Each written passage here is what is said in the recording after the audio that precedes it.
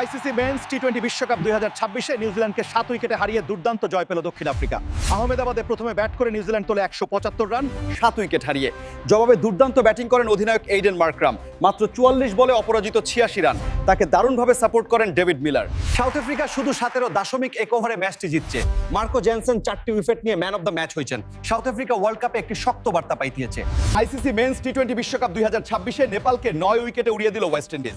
মুম্বাইয়ের ওয়াংখেড়ে স্টেডিয়ামে প্রথমে ব্যাট করে নেপাল তোলে 133 রান 8 উইকেট। দীপেন্দ্র সিং আইরি করেন সর্বোচ্চ 58 রান। জবাবে ওয়েস্ট ইন্ডিজ মাত্র 15 ওভার 2 বলেই জয় নিশ্চিত করে।